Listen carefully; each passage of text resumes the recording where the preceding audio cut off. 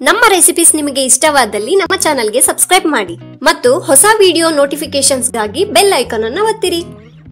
Hi friends, welcome to Sharon's ಅಡಿಗೆಗಳು. ಇವತ್ತಿನ ನಮ್ಮ ರೆಸಿಪೀಸ್ ನಲ್ಲಿ ತುಂಬಾನೇ ಟೇಸ್ಟಿ ಮತ್ತು ಹೆಲ್ದಿ ಆಗಿರುವಂತ ಬೀಟ್ರೂಟ್ ಪಲ್ಯ ಯಾವ ರೀತಿ ಮಾಡೋದು ಅಂತ ನೋಡೋಣ. ಬೇಕಾಗಿರುವ ಸಾಮಗ್ರಿಗಳು: 400 ಗ್ರಾಂನಷ್ಟು ಬೀಟ್ರೂಟ್ ನ ಸಿಪ್ಪೆ ತೆಗೆದ್ಬಿಟ್ಟು ಈ ರೀತಿ ಸಣ್ಣದಾಗಿ ಕಟ್ ಮಾಡಿ ಇಟ್ಕೊಳ್ಳಿ. 1 ಮೀಡಿಯಂ ಸೈಜ್ ಈರುಳ್ಳಿನ ಸಣ್ಣದಾಗಿ ಕಟ್ ಮಾಡಿ ಇಟ್ಕೊಳ್ಳಿ. 2 ಮೀಡಿಯಂ ಸೈಜ್ ಟೊಮೆಟೊನ ಕಟ್ ಮಾಡಿ ಇಟ್ಕೊಳ್ಳಿ.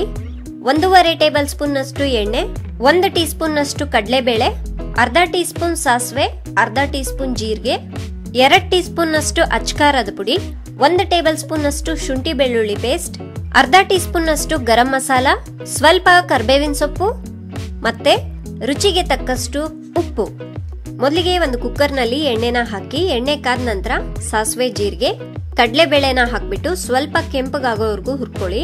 ಈ ರೀತಿ ಹುರ್ಕೊಂಡಾದ್ಮೇಲೆ ಇದಕ್ಕೆ ಕಟ್ ಮಾಡಿ ಇಟ್ಕೊಂಡಿರೋ ಈರುಳ್ಳಿ, ಕರ್ಬೇವಿನ ಸೊಪ್ಪನ್ನ ಹಾಕ್ಬಿಟ್ಟು ಮೀಡಿಯಂ ಫ್ಲೇಮ್ ನಲ್ಲಿ ಈರುಳ್ಳಿ ಮೆತ್ತಗಾಗೋವರೆಗೂ ಹುರ್ಕೊಳ್ಳಿ.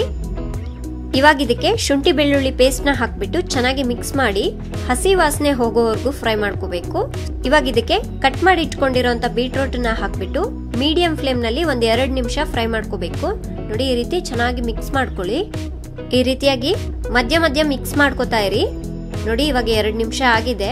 ಇದಕ್ಕೆ ಕಟ್ ಮಾಡಿ ಇಟ್ಕೊಂಡಿರೋ ಟೊಮೆಟೊನ ಹಾಕಿ ಅಚ್ಕಾರದ ಪುಡಿ, ಗರಂ ಮಸಾಲ ಮತ್ತೆ ರುಚಿಗೆ ತಕ್ಕಷ್ಟು ಉಪ್ಪನ್ನ ಹಾಕ್ಬಿಟ್ಟು ಚೆನ್ನಾಗಿ ಮಿಕ್ಸ್ ಮಾಡ್ಕೊಳ್ಳಿ. ಈ ಟೊಮೆಟೊ ಸ್ವಲ್ಪ ಮೆತ್ತಗಾಗೋವರೆಗೂ ಈ ರೀತಿ ಫ್ರೈ ಮಾಡ್ಕೋಬೇಕು. ನೀವು ಈ ಬೀಟ್ರೂಟ್ ಪಲ್ಯನ ಓಪನ್ ಪ್ಯಾನ್ ಅಲ್ಲೇ ಮಾಡ್ಕೋಬಹುದು, ಆದ್ರೆ ಕುಕ್ಕರ್ ಅಲ್ಲಿ ಮಾಡೋದ್ರಿಂದ ಬೇಗ ಆಗುತ್ತೆ. ನೋಡಿ, ಈ ರೀತಿ ಮಧ್ಯ ಮಧ್ಯ ಮಿಕ್ಸ್ ಮಾಡ್ಕೋತಾ ಇರಿ. ಇವಾಗ ಇದಕ್ಕೆ ನೀರನ್ನ ಹಾಕೊಳ್ಳಿ. 1 ಅರ್ಧ ಕಪ್ ನಷ್ಟು ನೀರು ಹಾಕಿದ್ರೆ ಸಾಕು.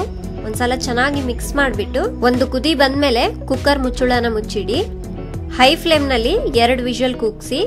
2 ವಿಷಲ್ ಆದ್ಮೇಲೆ ಸ್ಟವ್ ನ ಆಫ್ ಮಾಡ್ಕೊಳ್ಳಿ. ಇವಾಗ ಕುಕ್ಕರ್ ಪ್ರೆಷರ್ ಎಲ್ಲ ಹೋದ್ಮೇಲೆ ಮುಚ್ಚುಳನ ತೆಗಿರಿ.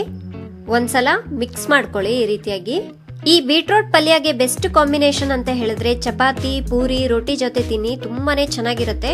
ಮತ್ತೆ ಬೀಟ್ರೂಟ್ ಹೆಲ್ತ್ ಕೂಡ ತುಂಬಾನೇ ಒಳ್ಳೇದು. ನೋಡಿದ್ರಲ್ವಾ, ತುಂಬಾನೇ ಸಿಂಪಲ್ ಆಗಿ ಟೇಸ್ಟಿ ಮತ್ತು ಹೆಲ್ದಿ ಆಗಿರುವಂತ ಬೀಟ್ರೂಟ್ ಪಲ್ಯ ಯಾವ ರೀತಿ ಮಾಡೋದು ಅಂತ.